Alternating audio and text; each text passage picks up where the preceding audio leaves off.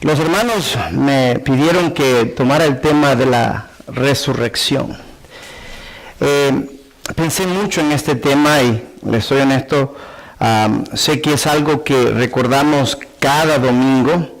Le agradecemos a Dios porque cada domingo cuando tomamos la cena del Señor recordamos el sacrificio de Cristo en la cruz. Pero no solamente recordamos ese sacrificio como un evento histórico, sino un evento relevante diariamente en nuestra vida. Porque al ser Cristo crucificado, morir por nuestros pecados, triunfó en la cruz por la resurrección, venciendo a la muerte. Y con ese triunfo en la cruz, ahora nosotros somos más que vencedores, porque la vida que Cristo abrió, camino para que todos nosotros tengamos, ahora la podemos vivir. Y todas estas cosas se manifiestan. Le decía a un hermano, una verdad puede ser aceptada, pero no necesariamente nos puede llevar a la convicción. Y es algo que creo que la resurrección ha sido para muchos cristianos, una verdad aceptada, un evento del cual no podemos negar que existió. Nuestro Salvador Jesús no solamente es una persona histórica, relevante, tiene que ir más allá de la historia.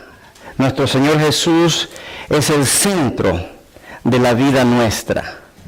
Cuando nosotros nos convertimos como discípulos de Cristo, siervos del Señor para justicia, hemos venido a ser personas cristocéntricas. En otras palabras, Jesús es la razón de nuestra vida. Esta verdad aceptada necesita ser demostrada. Esta verdad demostrada necesita ser vivida diariamente. En otras palabras, necesitamos convicción. La convicción no solamente para pensarla, para sentirla, sino para vivirla, actuarla, hacerla. Un famoso escéptico francés, Renan, dijo acerca de los cristianos: ustedes los cristianos viven en la fragancia de una tumba vacía. Cuando meditamos en estas palabras de este filósofo, de esta persona quizás de grandes letras, nos damos cuenta qué tan superficial es su conocimiento acerca de la verdad. Porque nosotros los cristianos no solamente disfrutamos o vivimos en la fragancia de la tumba vacía, sino en la belleza y hermosura de Cristo en la tumba, pero vacía también, viendo la belleza como una flor, ya que nos está diciendo el escéptico acerca de la fragancia. No solamente es una flor, sino que nosotros disfrutamos del fruto de la resurrección de Cristo Jesús. Para Él una fragancia, para nosotros un fruto que ahora vivimos diariamente, disfrutamos diariamente y podemos decir, disfrutamos diariamente. Cuando hablamos de la resurrección, también tenemos que hablar de la duda. La duda llegó hasta lo más profundo del grupo de Cristo, de nuestro Señor. ¿Se recuerdan a Tomás? Dídimo. Él dudó. Los discípulos al principio dudaron cuando escucharon las palabras de las mujeres. Pedro corrió a ver. Quizás la emoción de la cruz, toda esa experiencia difícil de tragar y respirar y experimentar, los llevó a ellos a sentir que aquellas palabras de las cuales se apegaron tanto podrían tener una significancia diferente a las que ellos habían tomado. La experiencia de la cruz con la experiencia de la resurrección son dos extremos que llevaron a nuestros hermanos, los discípulos de Cristo, a confrontar la verdad. En cuanto a Tomás, él dijo: si no lo veo con mis propios ojos, si no lo toco con mis propias manos, no creeré. Y después que Jesús se ofrece: a ver, ven, toca, pon tu mano en mi costado, le dijo a él: sé creyente y no incrédulo. Bienaventurados aquellos que creyeron y no vieron. Entonces nosotros que somos los beneficiarios ahora o beneficiados de esa duda, ahora debemos tener una seguridad muy extrema cuando hablamos de la resurrección. También nos damos cuenta que el argumento en contra de la resurrección se pone bastante dentro de la duda y se dice como una alucinación de los cristianos. Que los cristianos inventaron esto porque estaban tan emocionalmente en un estado tan extremo de depresión que tuvieron que inventar algo para continuar esa fe que Jesús había puesto en sus corazones, y que esta resurrección es producto de su imaginación por el extremo de sus sentimientos. Y nos damos cuenta que Pablo responde a tal tipo de argumento en 1 Corintios 15, 3 al 5, porque os transmití en primer lugar lo mismo que yo recibí, que Cristo murió por nuestros pecados según las Escrituras, que fue sepultado y que resucitó al tercer día según las Escrituras, y se apareció a Cefas y después a los 12. Lo que hablamos nosotros no es solamente un evento aislado, y de eso quisiera hablar.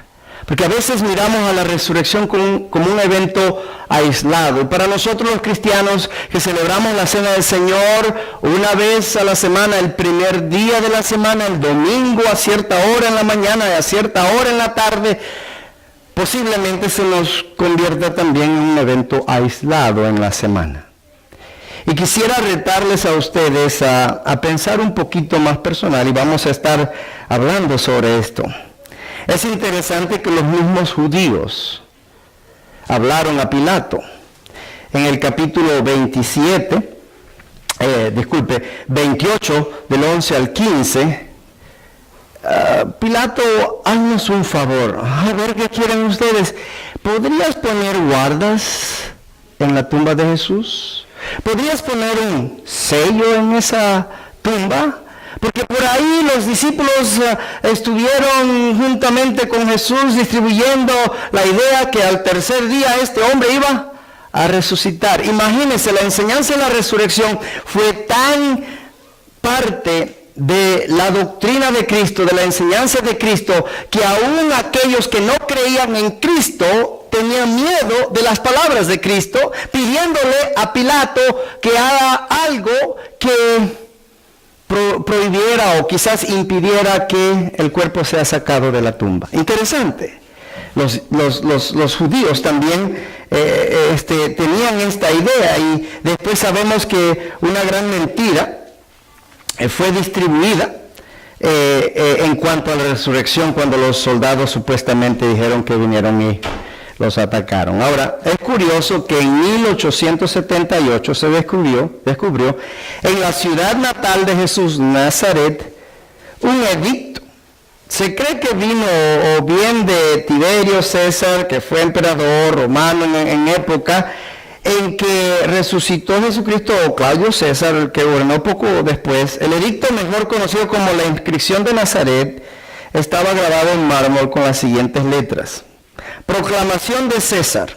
Es mi deseo que las tumbas y las sepulturas permanezcan selladas para beneficio de aquellos que la han hecho y para sus hijos, miembros de la familia y su religión. Sin embargo, si alguien acusa diciendo que otra persona la ha removido, un momento que no me está respondiendo, destruido, quitado al que ha sido enterrado con mala intención, ha quitado el sello en otras piedras, ordeno que esa persona sea traída a juicio. Interesante, ¿verdad?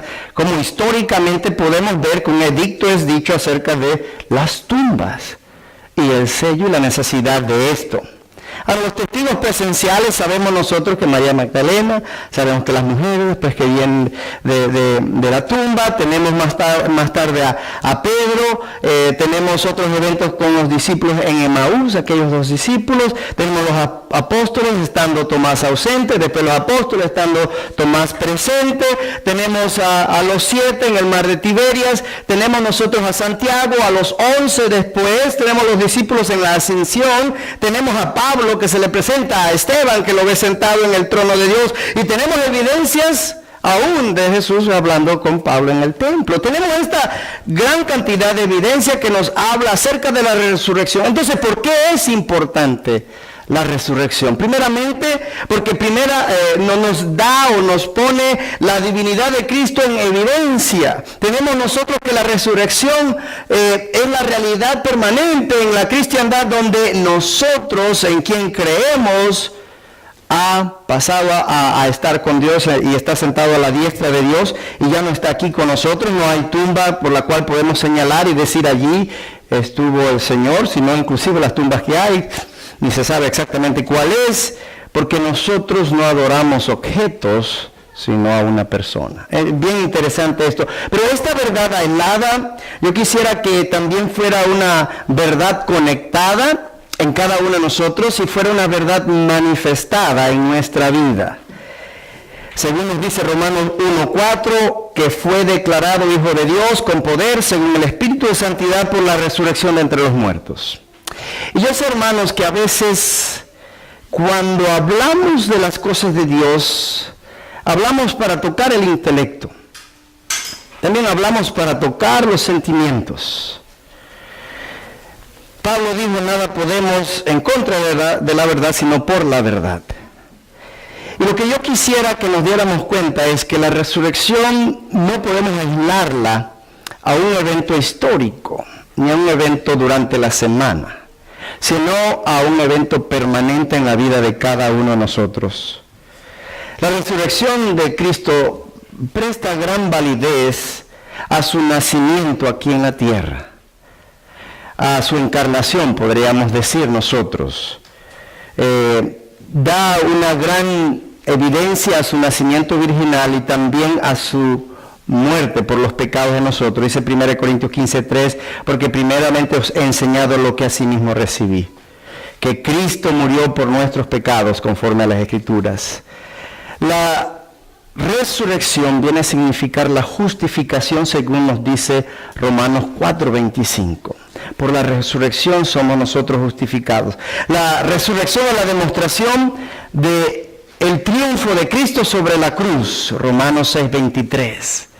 Tenemos también la resurrección que nos lleva a la unidad entera, a cada uno de nosotros depender de esa resurrección. Nos dijo el hermano durante la meditación de la Cena del Señor, que si no hubiera resurrección seríamos los más míseros, que deberían tener lástima de nosotros. Pero siempre me ha gustado mirar la palabra y a veces encontrar la antítesis. Si la palabra nos indica a nosotros que nosotros seríamos los más desgraciados por creer en algo que no existe, que no es verdad, la diferencia sería que nosotros somos los más agraciados, los más privilegiados, los que tienen mayor razón de vivir esta vida hasta lo máximo. Porque nosotros no vivimos la vida para hoy nada más, la vivimos para el mañana también. Porque cada uno de nosotros sabemos que hay una esperanza y esa esperanza no es cualquiera, sino una esperanza viva en cada uno de nosotros. Podemos ver la perspectiva de la vida, no solamente de la perspectiva humana, sino que ahora por la presencia del Espíritu podemos tener la perspectiva divina. Nuestro enfoque ya no son las cosas inertas, materiales, cosas en las cuales todo el mundo se puede enfocar, sino que ahora nosotros, nuestra perspectiva y nuestro enfoque está en las cosas vivas que van más allá de los ojos, porque el cristiano por fe vive, no por vista, sino por fe. Y tenemos esta experiencia, hermanos, de cómo nosotros podemos tomar el conocimiento que entra en nuestra mente, este intelecto lo toca y podemos decir, ajá, puedo entender estas cosas, pero ¿cómo puedo interpretar estas cosas? Confiando en la obra del Espíritu Santo, cuyo objetivo es santificarme y es prepararme para la obra, a través de la palabra, siendo instruido, siendo redarguido, siendo enseñado, siendo corregido, para que yo llegue a ser el hombre de Dios, que sea perfecto, enteramente preparado para toda buena obra, como nos dice 2 de Timoteo 3, 16 y 17. Entonces necesito yo darme cuenta de que el propósito de la resurrección va más allá. Y yo quisiera que se fueran conmigo a Juan 11. Juan 11 tiene una historia que quisiera poner en cuanto a la resurrección, ya que hemos hablado tanto acerca de la resurrección de Cristo, en términos que podamos nosotros comprender. La palabra nos dice así. Juan 11, verso 1, dice: había un hombre enfermo llamado Lázaro, que era de Betania, el pueblo de María y Marta, sus hermanas. Tenemos una presentación aquí de un cuadro familiar, 2 hermanas, un hermano, todos ellos muy amigos de Jesús. Nos explica el versículo 2, María era la misma que ungió con perfume al Señor y le secó los pies con sus cabellos. Tenemos a una mujer que representa una fe de entrega, un reconocimiento de la presencia de Cristo, sabiendo que era alguien especial, alguien de autoridad, y todos ellos muy amados a Jesús, especialmente Lázaro, que había apoyado mucho el ministerio de Jesús. Tenemos el versículo 3 que nos dice: las 2 hermanas mandaron a decir a Jesús: Señor, tu amigo querido está enfermo. Otras versiones dice el discípulo que amas. El discípulo que amas está enfermo. O he aquí, el que amas está enfermo.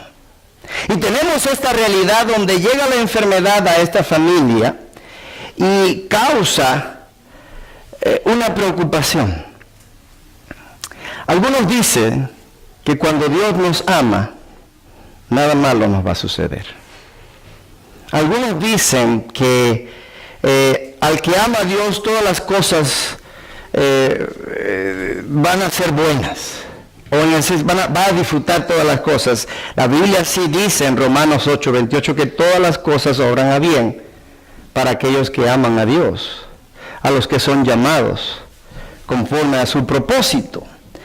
Ahora, vemos nosotros aquí que Dios también permite la enfermedad, permite este tipo de problemas. Entonces está enfermo Lázaro. La respuesta de Jesús a todo esto es, mire lo que dice versículo 4, esta enfermedad no es para muerte, sino para la gloria de Dios, para que el Hijo de Dios sea glorificado por ella. Y aquí es donde yo quisiera presentar algunos detalles de esta historia. Hebreos nos dice a nosotros: y aunque era hijo, por lo que padeció, aprendió la obediencia. Hebreos 5:8. También nos dice más adelante en Santiago 1:3, sabiendo que la prueba de vuestra fe produce paciencia, porque nos enseña humildad. Más allá, podemos pensar en lo que produce convicción en nosotros. Romanos 5:3 dice: la tribulación produce paciencia. Verso 4, y la paciencia prueba, y la prueba esperanza, y la esperanza no avergüenza, porque el amor de Dios ha sido derramado en nuestros corazones por el Espíritu Santo que nos fue dado. ¿Qué nos revela estos 4 versículos cuando leemos en Juan 11? Primeramente nos revela la soberanía de Dios sobre cada uno de nosotros. Y nos da a nosotros la confianza de que todo está bajo control cuando Dios está en nuestra vida. Y aunque estemos fuera de Él, también todo está bajo control. Dios quiere incrementar nuestra fe. Se pueden ir ahora al versículo 14 del capítulo 11 de Juan. Miren lo que dice allí. Entonces Jesús les dijo claramente: Lázaro ha muerto. Porque los discípulos habían estado pensando que ¿qué le sucederá a Lázaro? Jesús dijo que no era para preocuparse tanto. Y Jesús dijo que dormía. Y ellos no entendieron. Y dice Jesús: no, está muerto. Lázaro ha muerto. Y me alegro por vosotros. Imagínense. Me alegro que haya muerto Lázaro. De no haber estado allí para que creáis. Mas vamos a él. Entonces tenemos un momento un poquito difícil de comprender para los discípulos. Me imagino que Marta y María ya le mandamos a decir al Señor, ¿qué pasa? Especialmente Marta, que le gustaba estar en control de su horario y de todas las actividades. ¿Qué pasa? El Señor le mandamos a decir y no se aparece y se está enfermando Lázaro y Lázaro va a morir. ¿Y dónde está el Señor? Su agonía fue grande y muere Lázaro. Entonces tenemos esta realidad donde nosotros queremos creer en Dios. Somos honestos en cuanto a nuestro deseo. Pero tenemos una dificultad de poner nuestros deseos en práctica como sabemos que debemos hacer. Pablo lo explica, que hay una lucha de que lo bueno que quiero hacer no lo hago y lo malo que no quiero hacer, eso termino haciendo. Todos nosotros pasamos por este proceso y Dios resuelve ese problema poniéndonos dificultades. A través de las dificultades desarrollamos convicción. El producto de esa convicción de haber sido puesta a prueba, a tal punto que a veces algunos de nosotros dicen, Dios, ya creo, no me den más problemas, ¿verdad? Porque estaba un joven y terminó el culto, el servicio, y se fue donde los ancianos y habló con uno de ellos y le dijo, hermano, ¿podría orar por mí? Tengo muchos problemas y necesito tener más paciencia. El anciano dice, ¿cómo no? No tomó, vamos a ponerle que es Víctor. Padre, le pido que le dé más problemas a Víctor, que le dé más dificultades. Y el hermano dice, espérese hermano, no le explique a usted que yo quería paciencia porque he tenido muchas dificultades y problemas. Es que la paciencia viene de las dificultades, de las tribulaciones. Y muchos de nosotros decimos, Dios, ya no me des más problemas, ya no me den más dificultades, pero es allí donde nosotros vamos a poder producir convicción, y lo vemos cada vez en los discípulos. Ahora, la resurrección nos dice una lección muy profunda. Mira el versículo 17. Vino pues Jesús y halló que hacía ya 4 días que Lázaro estaba en el sepulcro. Betania estaba cerca de Jerusalén, como a 15 estadios, a 3 kilómetros más o menos, pero la Escritura nos dice que él se quedó 4 días más, ¿verdad? De la noticia, de la muerte. Porque en verso 3 nos dice, Señor, el que amas está enfermo. Ahora, del versículo 19 a 20 nos presenta el cuadro de la situación emocional que está allí en esta situación. Dice, y muchos de los judíos habían venido a Marta y a María para consolarlas por su hermano. Entonces Marta, cuando oyó que Jesús venía, salió a encontrarle, pero María se quedó en casa. El lugar estaba lleno de los judíos. Marta es la única que viene. Nosotros conocemos de estas dos hermanas 2 cosas. Una, que no eran iguales. Una le encantaba estar, ¿verdad?, haciendo cosas. La otra le encantaba estar cerca de Jesús. Los roles se viraron aquí, se cambiaron, se voltearon. Marta, la que estaba tan afanada, ahora corre a Jesús. María, la que estaba tan cerca del Señor, ahora se queda. Pero miren lo que dice el versículo 21. Y Marta dijo a Jesús, Señor, si hubieses estado aquí, mi hermano no habría muerto. Traducción, es tu culpa. Si tú hubieras estado aquí, no se hubiera muerto mi hermano. Es responsable. Ahora, no suena tan difícil decir, pero en su corazón ella entendía al Señor, pero sabía que la presencia de Cristo pudo haber causado sanidad en la vida de Lázaro. Y muchas veces nuestra reacción o respuesta inmediata a muchos de las frustraciones y problemas y dificultades es, Dios tiene la culpa. tiene la culpa de lo que está pasando, y quizás no lo decimos abiertamente, pero dentro de nuestro cuadro de convicción, detrás de eso está esa paginita que dice: el Señor es responsable por lo que me está pasando. Y no comprendemos ese por qué, preguntamos nosotros. Ahora, es muy importante, hermanos, que conozcamos a Dios para que conozcamos también nuestro corazón, porque Él es el único que puede entender las cosas de nuestro corazón. Pero María estaba lejos. Marta había venido. ¿Cómo se sentiría María? Si Marta interpretaba las acciones de Jesús, si hubiera estado aquí, mi hermano no hubiera muerto. A lo mejor María, que regularmente no está tan ocupada, pudo haber sentido un poquito también de que el Señor, ¿verdad?, no vino cuando le mandamos a decir. Imagínese un doctor que usted lo llama a las 10 de la mañana y llega 4 días después. ¿Cómo se sentiría con ese doctor?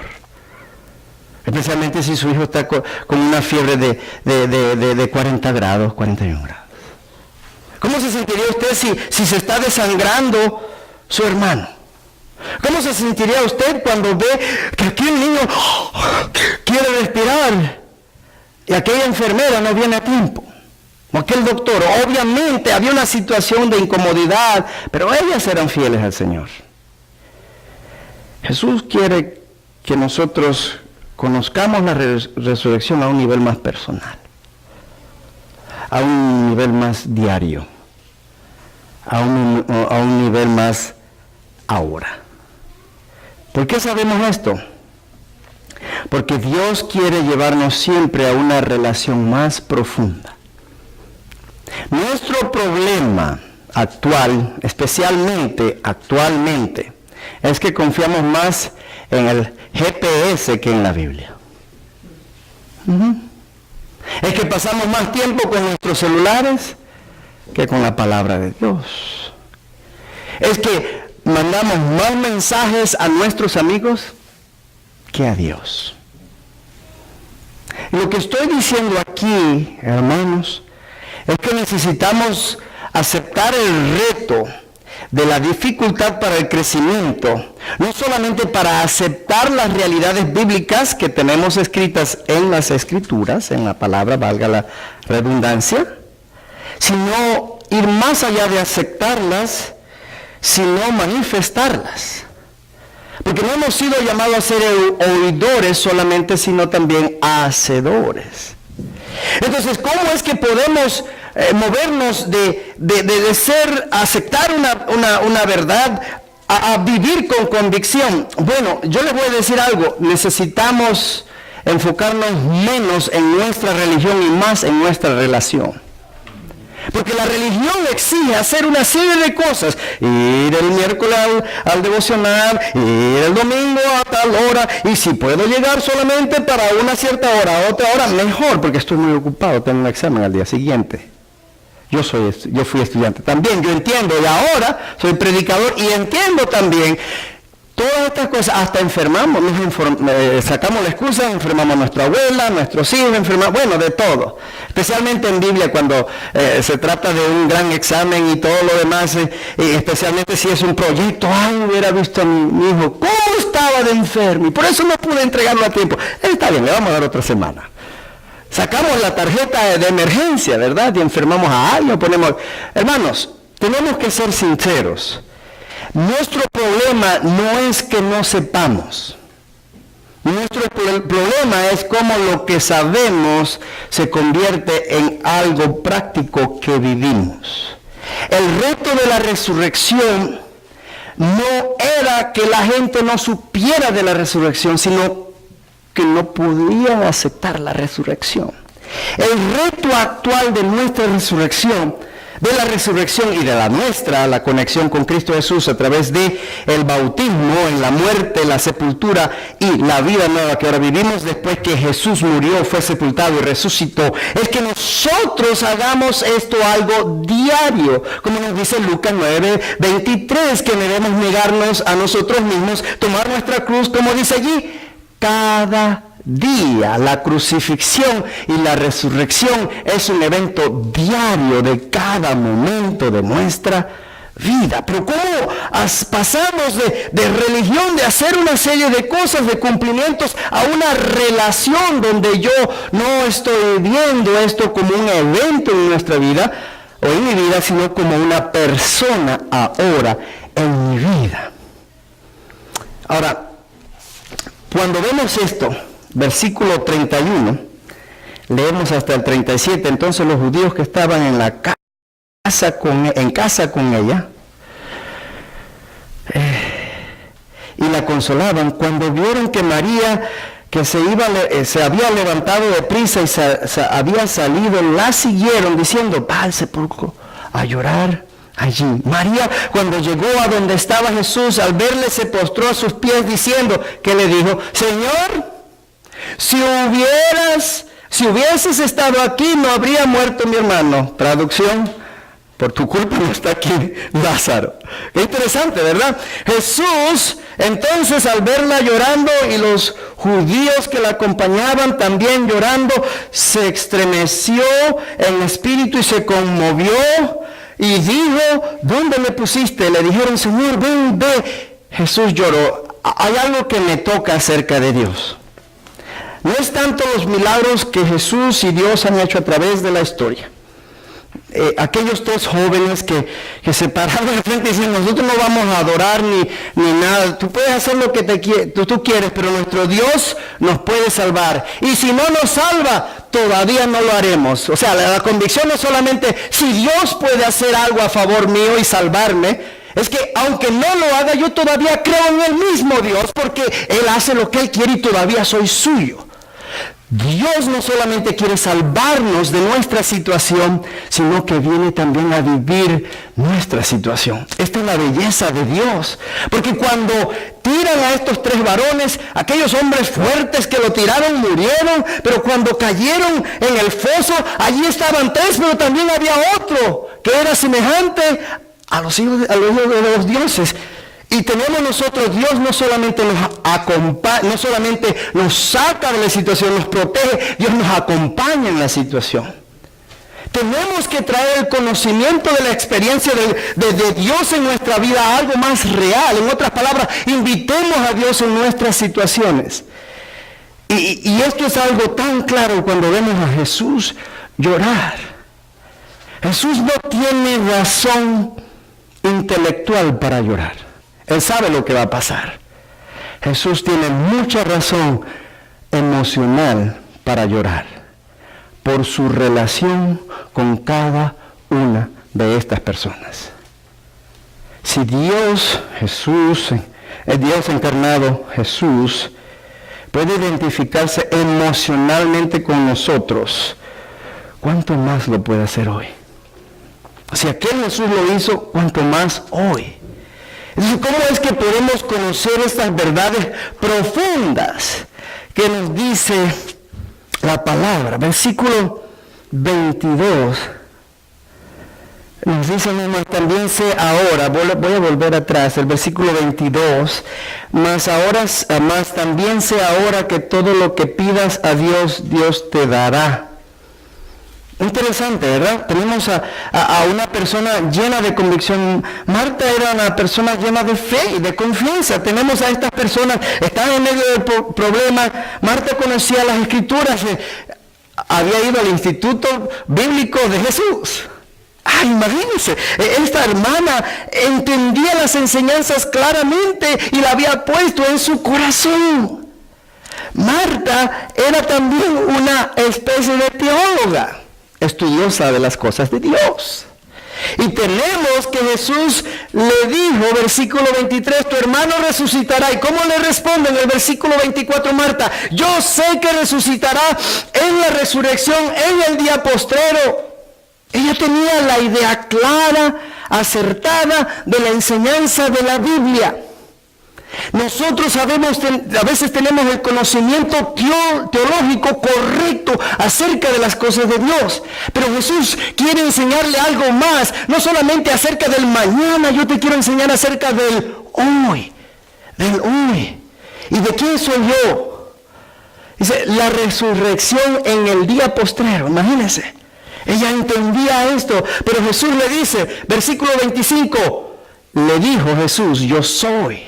Mira esa expresión, yo soy, ¿qué significa? Ahora mismo, el de ayer, el de ahora y el del futuro está aquí. Yo soy la resurrección y la vida. Marta, yo entiendo lo que tú estás diciendo. Te felicito, Marta, porque has podido poner atención a todo lo que he dicho y sabes que no, la vida no termina con la muerte. Que un día vas a pasar a la resurrección y ya tu hermano se ha adelantado. Tú en tu mente entiendes todo lo que teológicamente he enseñado. Pero yo quiero enseñarte algo, Marta. Yo quiero decirte algo a ti. Quiero que sepas que no tienes que esperar al futuro para experimentar la resurrección hoy. Porque yo estoy contigo. Y esto es algo muy importante para nosotros. Recuerden lo que hacían los fariseos y escribas. Juan 5:39. Las escrituras dan testimonio de mí, le dijo Jesús a esos escribas. Ustedes creen, escudriñan las escrituras para tener la vida eterna, pero ellas dan testimonio de mí. Entonces Jesús quiere que nosotros escudriñemos las escrituras, conozcamos las escrituras para que lo veamos a Él, para que lo experimentemos a Él. Y lo que nos ha pasado a nosotros los cristianos es que hemos elevado el conocimiento teológico a tal nivel que a veces nos enfocamos en las verdades de Dios y no en el dador de la verdad. Nos enfocamos en las bendiciones de Dios y no el que nos bendice a nosotros. Y perdemos de vista con todo el conocimiento a Dios mismo. Y es necesario que conozcamos todas estas cosas porque Marta lo conoció. Pero necesitamos también vivirlas. Nuestras situaciones profundas, especialmente como muerte, como la que había ahí, nos traen ciertas verdades que debemos desarrollar en nuestra vida. Y vamos a terminar esta historia porque tenemos que terminar con la resurrección de Lázaro. Versículo 38 al 44 dice: Jesús, profundamente conmovido otra vez, vino al sepulcro. Era una cueva y tenía una piedra puesta encima. Dijo Jesús: quitad la piedra. Marta, la hermana del que había muerto, le dijo: Señor, hiere ya, porque es de 4 días. Jesús le dijo: ¿no te he dicho que si crees verás la gloria de Dios? Entonces quitaron la piedra de donde había sido puesto el muerto. Y Jesús, alzando los ojos a lo alto, dijo: Padre, gracias te doy por haberme oído. Voy a poner pausa ahí porque podemos leer hasta el 44. Voy a volver. Jesús profundamente conmovido. No solamente Jesús nos salva de las situaciones, Jesús está con nosotros en las situaciones. Le dice: quiten la piedra. Quiten la piedra. Yo quisiera aprovechar esa expresión de Jesús para decirles a ustedes: quiten la piedra. Quiten la piedra. ¿Cuál es la piedra que impide que Jesús sea real en su vida? ¿Qué es lo que a usted lo distrae del enfoque que usted debe tener, de una vida cristocéntrica? ¿Qué es? ¿Qué piedra tiene que remover usted? ¿Qué cosas apestosas hay dentro de la cueva que está detrás de la piedra que tiene que remover? Marta dijo: apesta, hiede ya, 4 días. Y vamos a tomar a Marta también. Marta, después de explicar teológicamente las cosas bien animada Marta, ¿verdad? Explicó todo acerca de la resurrección que mucha gente todavía no comprendía. Le dice: espera Jesús, te tengo que dar una lección acerca de lo que es el proceso de la muerte. Señor Jesús, desde el momento que una persona muere, empieza a descomponerse. Y ya van 4 días, apesta. En vez de hacer lo correcto, a veces queremos argumentar con Dios. Dios pide algo ilógico a nuestra vida, algo que a veces pensamos: eso no suena bien. ¿Y qué hacemos con Dios? argumentamos. Vamos a un proceso, no te das cuenta, experta en lo que es el desarrollo mortuario. A veces nuestro conocimiento nos obstaculiza el conocimiento de Dios. A veces argumentamos con Dios, nos justificamos nosotros mismos para que el conocimiento no llegue a nuestra vida. Es lo humano. Es lo humano, es donde tenemos que aprender que para poder estar conectado con Dios, yo tengo que remover el obstáculo para que Dios entre en nuestra vida. Es muy importante que nos demos cuenta cada uno de nosotros que necesitamos obedecer y no argumentar. Si Dios dice quita una piedra, quite la piedra. Eso es todo lo que está pidiendo el Señor. No le está diciendo que usted tiene que cambiar, que usted tiene que quitar. De eso se ocupa Dios. Pero quite la piedra, tome ese paso de obediencia. Entonces dice la palabra, versículo 41, quitaron la piedra de donde había sido puesto el muerto, y Jesús, alzando los ojos a lo alto, dijo: Padre, gracias te doy por haberme oído. Mire lo que dice, por haberme oído. No es que porque me vas a escuchar. Ya me habías escuchado, Señor. Yo sabía que siempre me oyes, pero lo dije por causa de la multitud que está alrededor. En otras palabras, para que ellos pudieran creer lo que ya hay en mí. En otras palabras, lo que hacemos nosotros es una confirmación de lo que ya hay en nosotros si verdaderamente creemos en Dios, porque Dios llama lo que no es como si fuera. Dice aquí: y habiendo dicho esto, clamó a gran voz: Lázaro, ven fuera. Y el que había muerto salió, atadas las manos y los pies con vendas y el rostro envuelto en un sudario. Jesús le dijo: desatadle y déjale venir. Yo quiero terminar esta parte. Lázaro está muerto. Marta, preocupada por el olor, el hedor de Lázaro, el muerto. Jesús conocía todas las cosas. Le dice a Lázaro: ven fuera, sal Lázaro. Ahora, en aquellos tiempos ustedes tienen que saber que a la persona la envolvían con una manta y sudario y todo lo demás. Entonces el pobre Lázaro sale inmóvil, ¿verdad? O tal vez atado. Y Jesús tiene que decirle a ellos: desatadle. Lo que le quiero decir a usted, si lo ponemos en términos prácticos, cuando usted nace de nuevo a una vida nueva, usted todavía está atado. Lo importante es que está vivo. ¿Ok? Respira, experimenta. Eso significa que usted va a tener situaciones difíciles en su vida. Todavía hay ataduras en usted. Pero usted no se ata, no se suelta solo. ¿Qué dice Jesús? Desatadle. La iglesia es importante, hermanos. Venimos a la iglesia para que nos ayuden, a que nos desaten, para que nos suelten en las cosas que no podemos por la presencia del Espíritu en la iglesia. Somos el cuerpo de Cristo y por eso cada uno de nosotros nos ayudamos. Jesús, ¿no pudo haber salido? ¿Verdad? No, salió limitado. Yo no sé por qué a los días de ser bautizado, muchos de nosotros creemos que este hermanito puede hacer de todo. Y él quiere hacer de todo. A veces tenemos un hermano nuevo. Tenemos que ayudarlos. Y lo hemos visto muchas veces.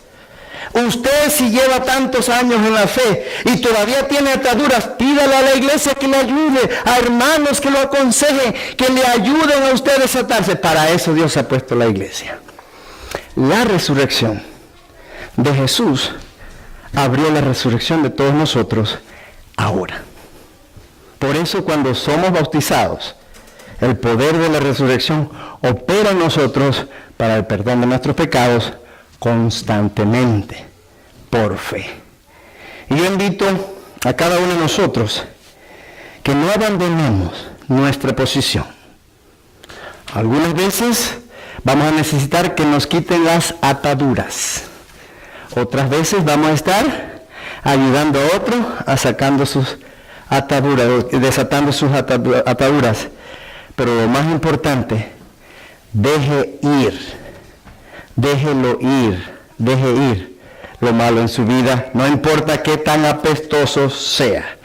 Le pido esta mañana que considere estas verdades para que bendigan su vida y usted pueda vivir una vida de victoria. Y si usted no ha conocido al Señor, no ha obedecido al Señor, la palabra nos enseña que todo lo que usted tiene que hacer es creer en Él, arrepentirse, confesarle y nacer de nuevo del agua y del Espíritu.